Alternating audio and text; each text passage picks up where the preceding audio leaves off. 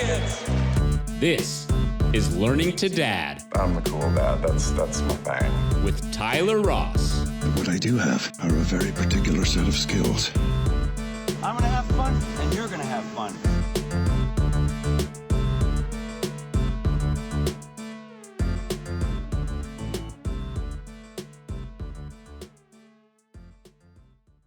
Hello, this is Tyler Ross, and welcome to Learning to Dad. My guest today is Marty Russo. Marty served in the U.S. House of Representatives from Illinois from 1975 to 1993. He entered the office at just 30 years old. He went on to work at the lobbying firm Cassidy & Associates, where he became the CEO. Marty now runs his own consulting firm and often lectures on how businesses and associations can have more influence in Washington, with a mantra often being just get involved. Marty's a first-generation Italian-American born and raised in Chicago. He got his law degree from DePaul. He started as an attorney prosecuting street gangs. He even has a credit appearing on the TV series Alpha House. He's undoubtedly a Chicago White Sox fan. And were you the MVP of the Congressional baseball game? Twice? 2 times? And to boot, he is a father and a grandfather. Thank you very much for giving me your time. Oh, Tyler, it's my pleasure. It's really great to be here with you, and hopefully we both can enjoy what we're going to be doing this morning. Yeah, I hope so. Well, that list, did I miss anything? No, that's pretty good. It covers a lot. It covers quite a bit. So, we're talking here because there are not really any metrics to measure the success of parenthood the way that there is in public service, where you have votes. You can measure your success on presentation of something, or in business where you have accounting. So the idea is to figure out how to be a better parent through experience in your professional life. So I wonder just if you could talk a little bit about the place that you grew up, what that culture was like, and kind of ultimately what led you to your first job, your first work, professional experience. Well, let me just start by giving you a little background about myself. I'm the first generation Italian-American. My dad was born in Italy in 1912. He came here with his parents in 1920. Didn't speak the language, which is, when you think about it, the heroes they must have been, all those immigrants who came here from overseas, whether it's from Italy, France, Germany, wherever they came from. Ireland, at least they speak the language in Ireland, but they come here and they don't know anybody and they don't speak the language. Yeah. And the key thing for them to do is to create a family unit so that they're all together. And in my dad's case, they moved to an area called Little Italy in Chicago. And the reason they moved there is because the whole community was all Italian Americans. And a lot of them came from the same region that my grandparents are from. Mm-hmm. So they had a lot in common. They spoke the language. Yeah. And over time, they began to learn English. Now, my grandmother never learned English because she refused to accept America as her home, because she loved Italy. She never wanted to move, but she did. But the background is that there was a very, very close-knit neighborhood, because they all had the same kind of issues. Mm-hmm. But they were also all construction workers, too.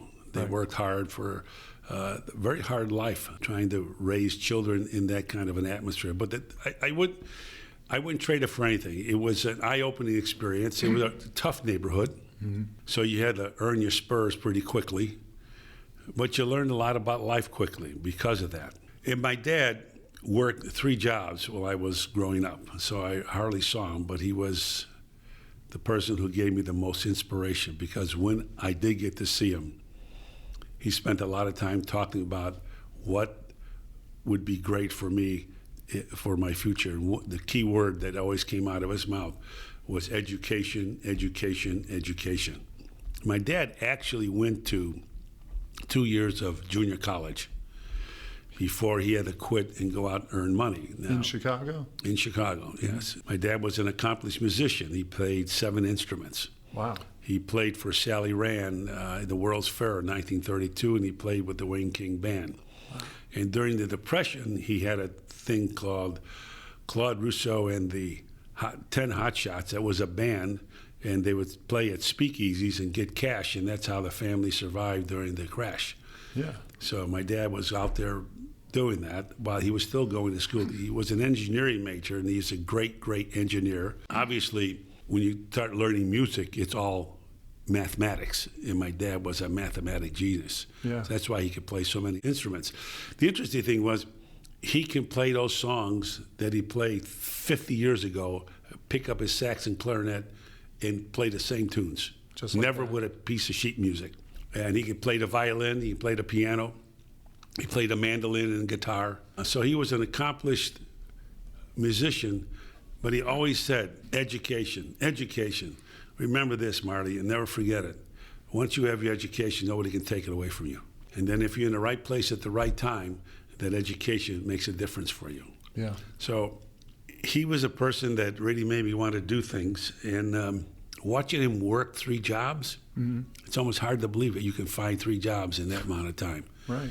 But he worked construction, and then he worked the late shift on the Studebaker line, and he owned a tavern. And my dad didn't drink. Yeah.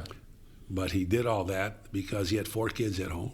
And it was a way of making money. I mean, it was tough in those early days. I wore my brother's clothes and shoes and pants and all that stuff because, it was a tough time. But that's why education was important, because it's the way to grow and get better and do better for yourself. And so seeing him work that hard and do all the things that he was doing to make sure that he gave his family a good life made me work really hard at what I was doing. I'm the first one in my family to graduate college and go on to law school. Yeah. So I owe most of that to my dad. Do you feel like his experience in working in 3 jobs plus pursuing successfully music, do you feel like one of those was a calling and the other was kind of like a hustle? Or do you think the calling might have been taking care of his family? Well, I think taking care of his family was number one, was paramount in anything. I mean, the family meant everything. I mean, we all ate every Sunday. Yeah. Everybody came in, my aunts and uncles, we all ate. We ate dinner. We had lunch at about noon, between 12 and 1 o'clock, and everybody gathered because in the complex that we lived in, there were 4 different buildings. They were all relatives. Nobody else was there. There was no outsiders. They were all relatives, and so on Sundays we would all get together, and then they would also play cards together. They would. And then down the way, that people would have a bocce court, and they would go. So it was really like the whole neighborhood was like a family. Yeah. But in our place, we had like what today you would call condos in the back, very small, 1 building, and then 2 separate buildings with a gangway in between them. Yeah. And everybody there was a relative. And so you grew up with your family. So family was the thing that came to the forefront in everything we did. So I grew up that way. Yeah. And I think, his hard work was to make enough money to send his kids to school. Now, back in those days, the Italians that came over from Italy, it was the boy that goes to school and gets the education, and the girls go work and stay home and have children. Right. So, but my brother and I went to college. My brother dropped out of college after his 2nd year. My 2 sisters went to secretarial school, and I'm the only one that actually finished college and finished law school. But that's how they thought back then. Yeah. Today it's totally different. Obviously, women deserve a greater place in society, and they're doing it and doing great. And it's been good for the rest of us that the women are a much more prominent role. But back then that wasn't the case. It was stay-at-home mom, and my mom basically raised all of us. My grandmother lived in the same house as my grandfather lived with us until he passed away. So the family unit was not just our family, but was the extended family of my grandmother's sisters, my grandfather's brothers, all in the same complex with all the grandchildren that they had. So it was a great experience. It made me who I am. Yeah. And I'm very family oriented. My dad was a major problem solver for the family. My Uncle Marty, for whom I'm named, never had any children. So I was his adopted son. Yeah. So I was very fortunate. I had 2 people in my life who had major impact on me, my father and my uncle. So I keep envisioning these scenes in movies of big Italian families just being together and laughing, and just the love in the room being just so dense and amazing. It was, and it's like I say, it's an experience I'm glad I went through. It was tough, but it made me who I am today, and I don't regret one bit of it. I'm glad we had the opportunity to move to another part of Chicago, like Oak Park, which is considered more uppity back then. And my dad didn't do it. He liked the neighborhood we were in. He liked the people around us. And we were much more grounded because of that. So with your father's role being the problem solver and the support system and the source of inspiration for education in that period of time, how do you feel that role might have manifested for you as a father, as a different generation? Did you feel like it was the same role, or did you play a different role? Well, I think it shaped who I am. I am a problem solver. I'm always there. My kids were growing up to be there for them. Remember, 18 years of my son Tony's life, I wasn't around. Mm-hmm. He was 6 when I went to Congress. Dan was born while I was in Congress, so in those younger years, I wasn't there as much as I would have. My dad, my dad was home every day, even though I didn't see him that much. But it made me always want to make sure I was around when my children had something important to do. I would fly back from Washington to see a basketball game. Yeah. I would fly back to Washington to see him perform something. So I wanted to make sure that they understood that they meant the world to me, mm-hmm. and anything that was important to them, their father was going to be there. I think that's a really great segue into a question that I had loaded I wanted to ask you, because as a public servant for so long, you impacted people by the hundreds of thousands, tens of thousands, in huge masses. And I would think that other people that have public exposure like that often have to sacrifice being there for the few to make an impact on the many. In your experience, can you share kind of reconciling that for someone who might be pursuing the public good versus, just being at home as often as possible? Well, people don't understand how tough a job being in Congress is, because you're in 2 different places. Mm-hmm. Your constituents want you when you come home. Your colleagues want you when you're in D.C. trying to do things for the country as a whole. Yeah. And so it's a balancing act. But my balance was my kids were first. Mm-hmm. So if something came up on a Saturday when I was home and I was asked to do a bunch of different events, my children and my family came first, and then I did the events. Just to give you a typical weekend as a public figure, because I came home every weekend. It's a short flight from Washington to Chicago. I would fly in on Friday afternoon, and then my staff would have 4 or 5 events for me to do Friday night. Then I would get home, see the family, get up the next morning, do a town hall meeting, wow. and do about 4 or 5 events on Saturday night. Yeah. Sunday, family did what we did in family, go to church and all that stuff. And then I'd have maybe a Little League game to go throw the ball out at. Mm-hmm. Or I have some other church event that they want me at. And that was the week. But in between all those things, my staff understood one thing: you have to build time in for me to spend time with my family.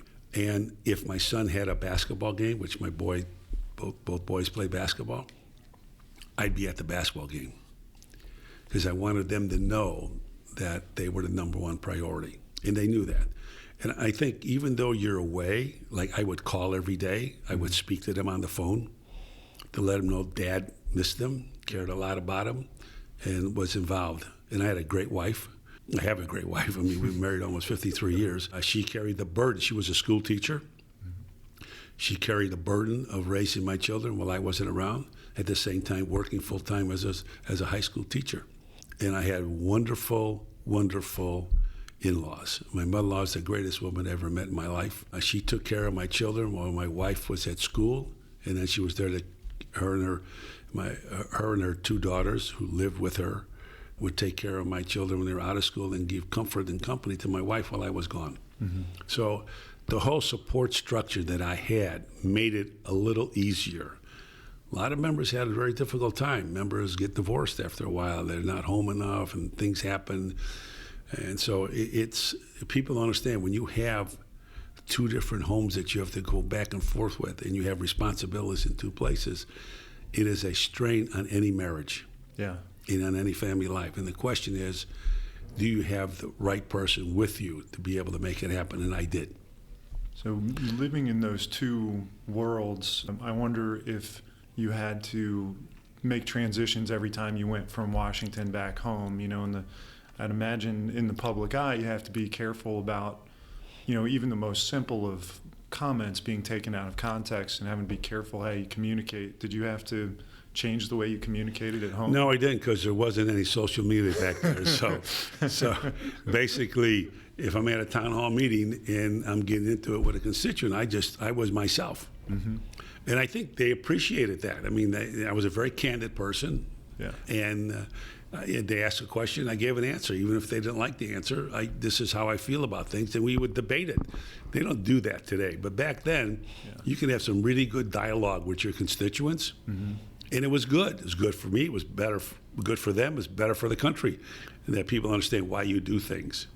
So I thoroughly enjoyed doing that, but at the same time, my family was very important. I've commuted for almost 24 years. Yeah. Before I actually end up moving to D.C. and staying here, and having my family here. Now all my family's here now. I mean, both my boys are married. They live. Each of them lives about 4 minutes from where I live. Yeah. And I see my 5 grandchildren just about every day. Amazing. And so it's very, and on Sunday evenings, we get together as a family and have food and have barbecue or whatever. We stay in touch. So it's very good. It reminds me a lot of what I did when I was a kid. Yeah. Family would get together, all the cousins were together. And so in this situation, my 5 grandchildren, they get to know each other, because even though they go from 16 to 5, mm-hmm. and 16, 12, 9, 7, 5. Wow.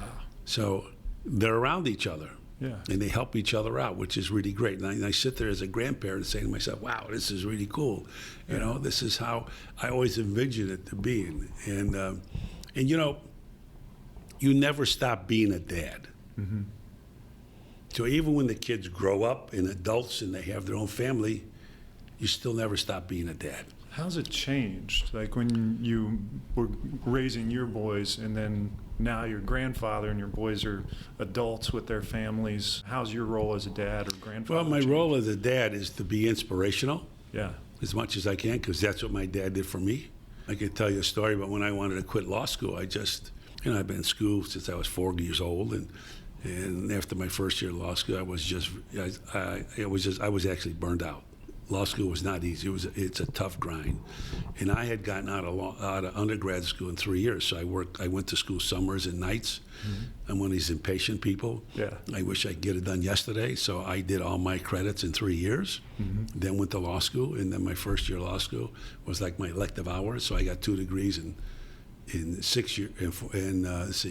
In 6 years instead of 7 years. Right. I was burned out. Yeah. I went home. I never forget. I went home one day from school. I went to my mom. I said, "Look, Mom, I just can't do this anymore. I'm fried. I'm tired. I just can't keep this routine up, and I'm going to quit law school." And she said, "Well, look, don't do anything until you talk to your father." And so I sat down with my father, and I went through the whole thing with him. And he looked at me and he said, "Hey, look." And I said, Dad, I don't have a car. I very rarely have any money in my pocket to go out on dates. I work at a shoe store, a women's shoe store, making whatever I can make. Sometimes I make $4 an hour, $5 an hour, but it's only part-time. I said, my other friends, they drive cars. He said, look, let me explain something. And back then, working construction, the big pay was $3.50 an hour. Yeah. I mean, me making $4 an hour for 20 hours worth of work was a lot of money. Yeah. But again, you go from law school in Chicago, shopping days were Monday nights, Thursday nights, Saturdays. That's the days I worked, and I studied in between. And I just can't keep this pace up. He said, look, I can get you a job on construction. You can make, the max $3, $3.50 an hour, and that's not a problem. I can do that for you. He said, look at me. I work in the wintertime. It's cold. I got to mix concrete and stuff when it's very cold out. Mm-hmm. I got to listen to other people tell me what to do, where to go, how to work. He said, now, that can happen to you, and I can help you. You can grow in this business, and you can probably be like I am, a supervisor, but look all the stuff you have to go through. You're not your own boss. Now, the alternative is you finish law school, you're your own boss. Now, how do you want to live the rest of 50 years of your life? Do you want to live it like I do? Where in the wintertime your back bothers you, your elbows bother you, you're cold, you're freezing outside? Or do you want to take a chance on being your own boss? And he said, that's a choice. I can help you either way. Yeah. And I said, well, Dad, if you're asking me to pick for myself, I will pick for myself. I don't want to go on to law school. Yeah. He says, well, look, son, if you don't want to do it for yourself, why don't you do it for me? And when he said that, something clicked in my brain that said, whoa, my dad wants me to do this for him? That's all I needed to hear. Yeah. And from that day on, I got the best grades I could get. I got married to my lovely wife in my second year in law school. My grades went up even better after that, and the rest is history. And like he once said to me, education can never be taken from you, so just be prepared, because someday something may happen, and that education is going to make a difference for you. And it did. Having been a prosecutor for 3 years, all of a sudden somebody came to me and said, would you like to run for Congress in a district that Democrats can't win? Now, they wouldn't have come to me if I didn't have that education, that background that I had, and that led to what I have today. So I remember that story. And the basic thing that I try to do with my kids is to be there when they need me. The problem I have is that I'm a problem solver. Yeah. And I always try to solve the problem because I don't want my kids to go through any of the pain, some of the pain I had to live with. I think we all feel that way about our kids. Can we make a better life for them than we? I have a great life. It's hard. It's really hard for my kids to look at their dad and say, well, I want to be better than my dad. They can be. Yeah. It doesn't have to be in politics. It can be anything you want, as long as you're happy. So I try to step back from the problem-solving role. Yeah. I try to stay there, okay, I'm here. If you need me, I'm here. And I think the best thing a parent can do with adult children is to not interfere in their lives, but let them know that you're there to support them anytime they need you. And that's what I try to do. And my wife is a gem on that. Yeah. She's also very, very close to them, works very hard with them, and they talk to her as much as they talk to me. But I wanted to make sure they understand that it's not my life I want them to live. I want them to live their life.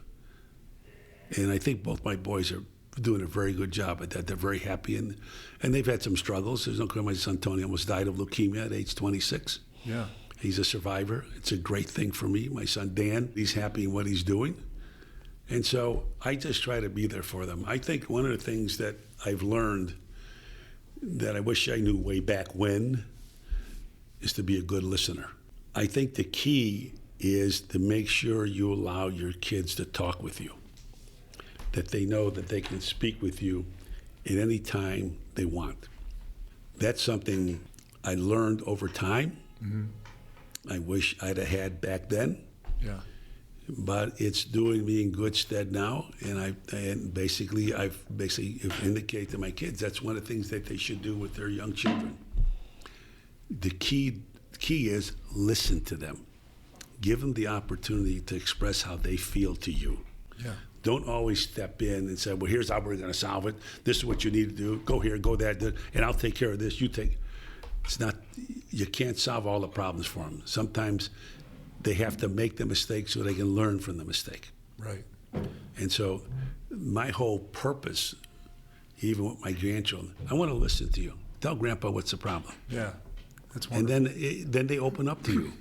So I wish way back when I was having my own children and going through some of the things I went through, that I was a better listener rather than a problem solver.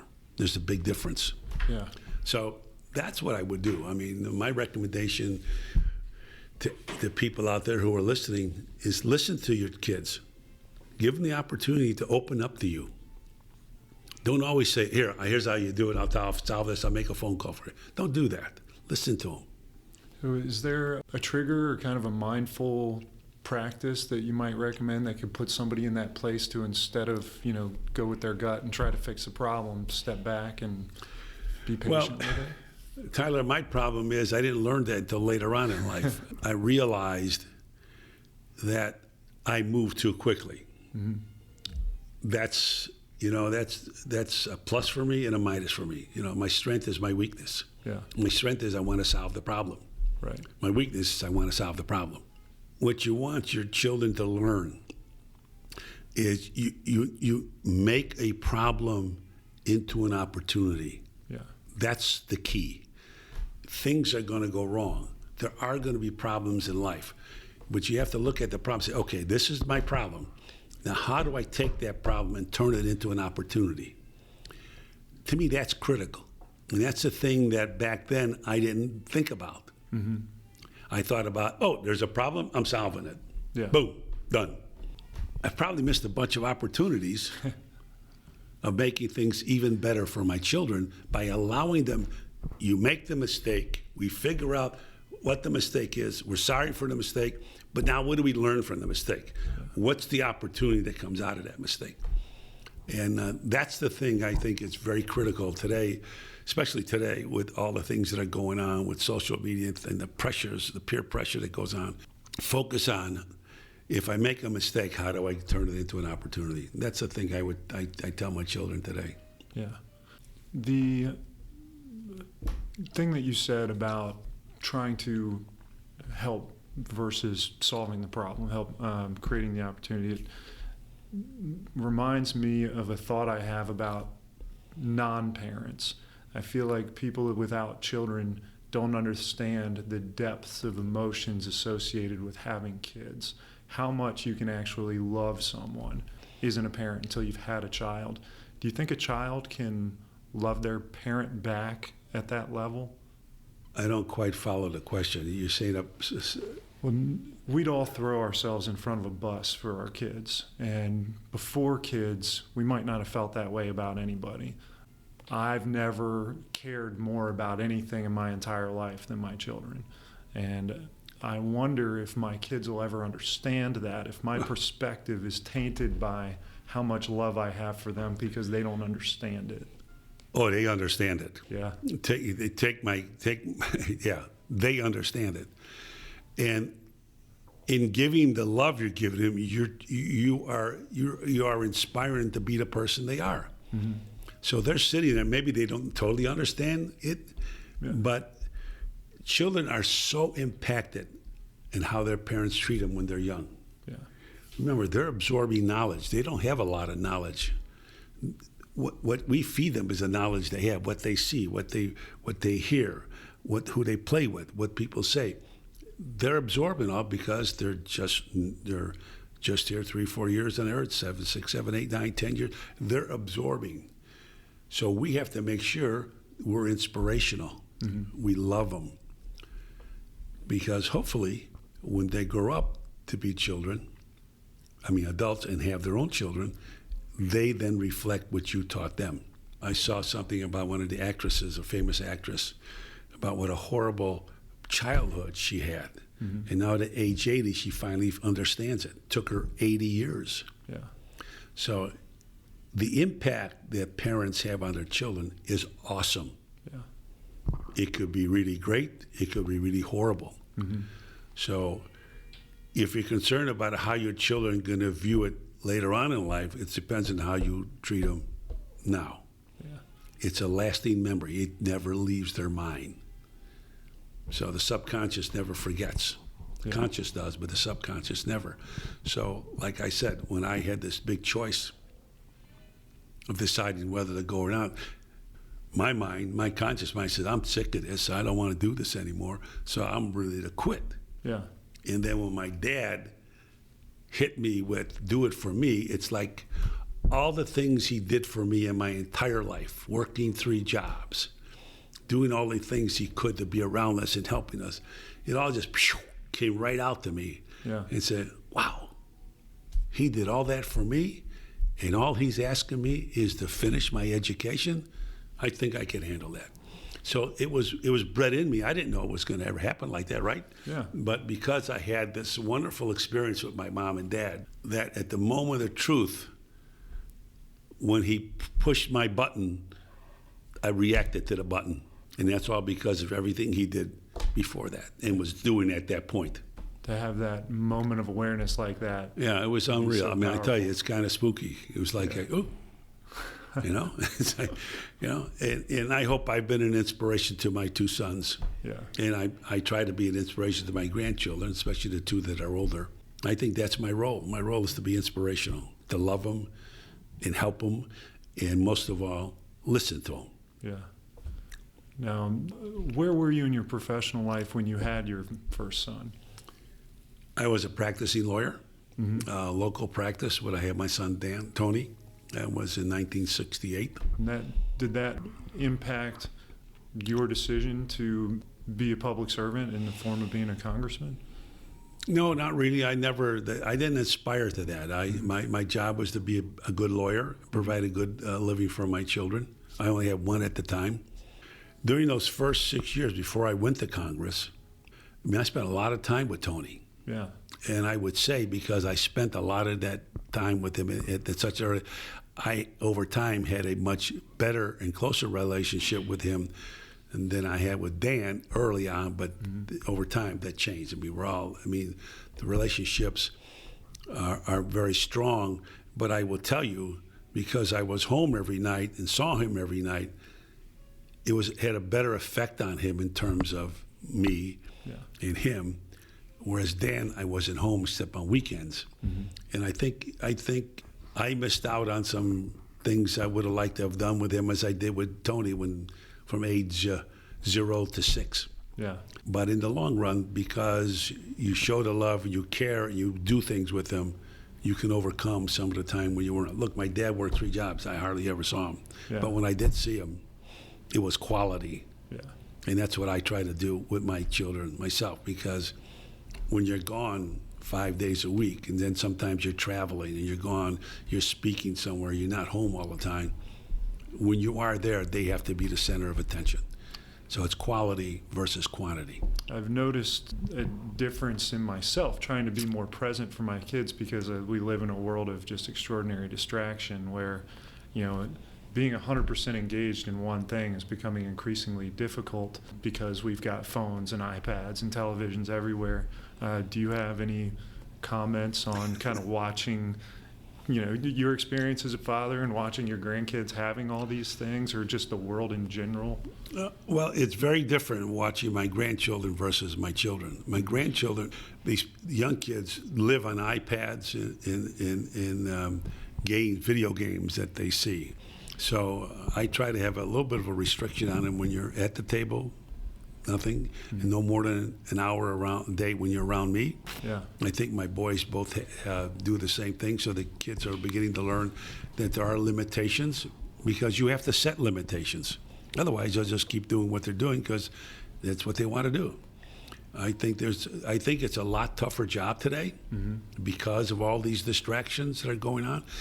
But that's the same token. One of the things I realized with my oldest grandson is he does a lot of research on this stuff. Yeah. And it's really great when he'll come back to me, starts talking to me about what happened in World War II. And I'm like, wow, where'd you learn that? Well, Grandpa, did you know? Blah, blah, blah, blah.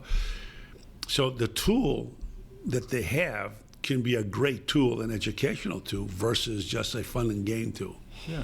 So as I watch my oldest grandson, who's 12, from the time he started with computers and little games to where he's at today, he's gone from someone who loves to play games, but now realizes there's all this research component. Yeah. He can gather all this knowledge.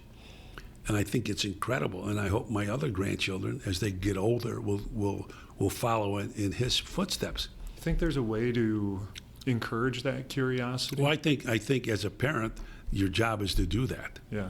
Your job is to monitor what they're doing, because today it's totally different than when I had children and when I was a kid. We didn't have all this stuff at our disposal.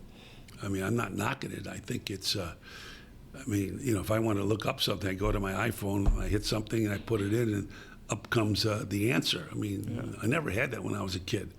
I remember people coming by trying to sell you Encyclopedia Britannicas, because if you wanted knowledge, you had all these books you had to go to. Well, our parents couldn't afford a set of that, so we have to go to the library, right?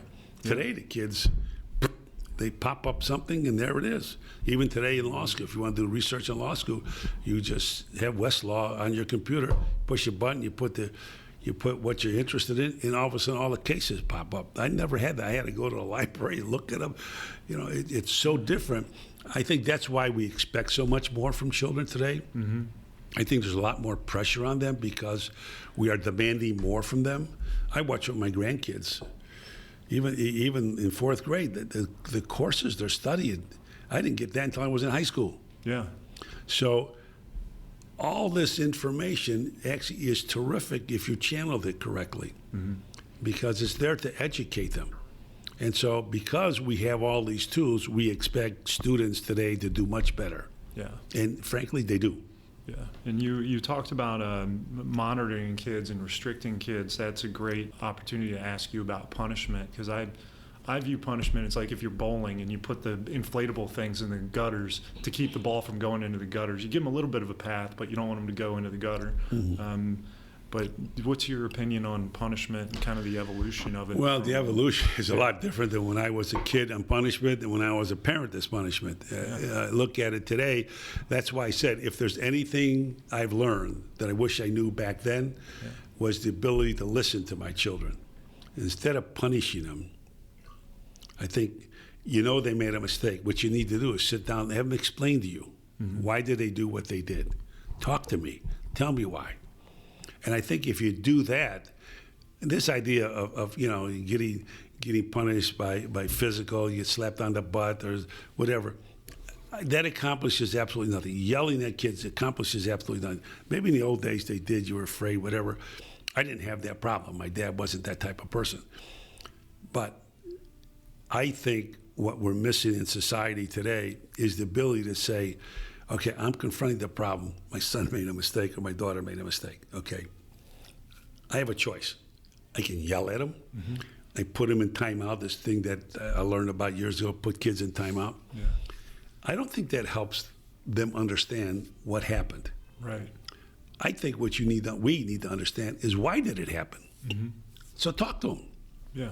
Give them the opportunity to make their case, and then whatever punishment you may render, they'll understand it better. But I think, again, I come down to this one thing. There's a problem. It's a mistake. We understand that. Now, how do I take that problem and make it into opportunity for my grandchild or my son? How do I do that? I think if we focus on what we can get out of it, mm-hmm. and how we can help them versus punish them, I think society would be better off, because punishing has long-lasting effects on children. Right. You think it blows away, but it doesn't. It stays in the back of that brain, mm-hmm. and that brain recalls it in situations where it reminds them of what happened. Yeah. I rather they say, geez, I had that problem, and my dad said, talk to me about it. I did, and I found I made a big mistake, and I'm not going to do that again. Yeah. And I'm going to do this as a result of that. So that's what you want. And I think parenting is difficult today because there's a lot of distractions. So you've got to make sure your children are in tune with you, that they know anytime I do something, no matter how bad it is, I can go to my parents and say, here's what I did. Yeah.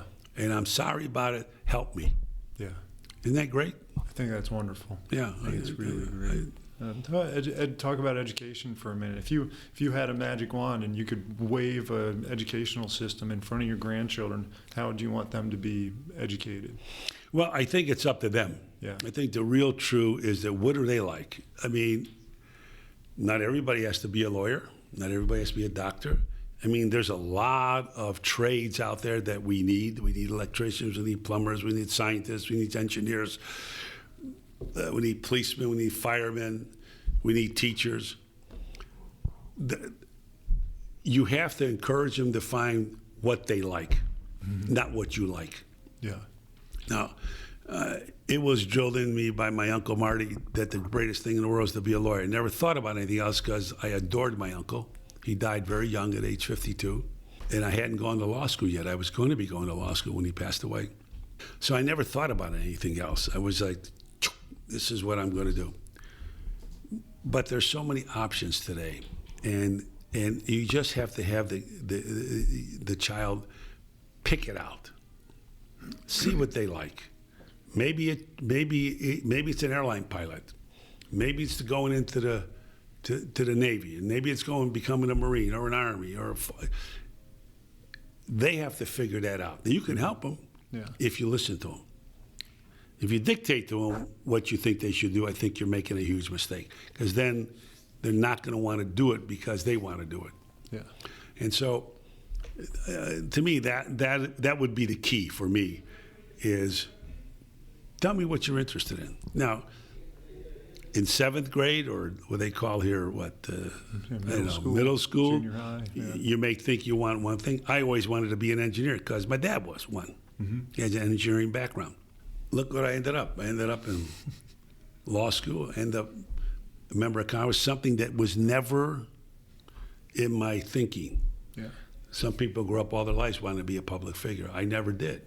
So it depends on how you feel about issues. I was content on being a lawyer, making a decent living for my family, and then opportunity came in, and I got lucky, right? But I wouldn't have got lucky if I didn't have the educational background to be able to step into that and do and run for Congress to see if I was competent enough to do it. Yeah. So, but unless they like what they're doing, they'll never be successful. Great. I want to jump into a little bit of a lightning type round. Sure. Just kind of a handful of questions. Is this double jeopardy? How much are you betting? How much do you wager? If you were going to write a book about your professional and parental life, what would be the name of some of the chapters? Oh, well, I don't know about some of the chapters, but I know the title of the book would be Make a Problem into an Opportunity. I love that. What is a gift that you could give to another dad that you would like every dad to have? Listening. Listening, the ability to listen. What physical thing does every dad need? Well, for me, it's a golf club. I don't know about anybody else, but physical thing, that's all I can think of. I mean... Yeah. And you get to do that with your kids. Well, I love athletics. I do athletics with both my boys when they were growing up, and I think that helps round them out. I mean, I don't want just a bookworm. I want my kids to be well-rounded. I think that helps them in any profession they go into, or any trade they go into. So you want to make sure that they're well-rounded. That's it. Give them the tools and let them do with it as they please. What is there a TV dad, a movie dad that you liked? A movie dad that I like? No, not really. A movie dad, I can't. I'm just trying to think. Right off the top of my head, I can't come up with any particular movie dad. You know, we have Father's Knows Best with. It's way back when Robert Young, Father's Knows Best. It's about the, well, you know, the other one that was really kind of cool was Ozzie Nelson, and Ozzie and Harriet was a show back then. That was a family-oriented show. Today, the one I like that's family-oriented in the end is a thing called Blue Bloods. What I like about it the most is that every show ends with them having dinner on Sunday all together in the house. That's wonderful. I love that. What is your greatest hope for children? That they're happy. They're happy in what they do. A podcaster named Tim Ferriss, a guy that I've listened a lot to, likes to ask a question. If you had a billboard on I-95, I'm sure he uses horrible street. Something in L.A. Yeah, but every dad saw your billboard. What would you populate the billboard with? Love your family. Love your family. And I'll call this our last question. If this recording lasted 10 generations, your great-great-great-great-great-grandchildren would hear it, what might be something you'd like them to hear? Well, what I would like them to get out of it is that they need to love their children. They need to be involved in their lives. They need to listen to them, and need to help them when they want to help. It's awesome. Well, is there anything else that... No, I had a great time. Me too. Me too. Thank you so much for taking the time. No, to my talk. pleasure. My pleasure. That's awesome.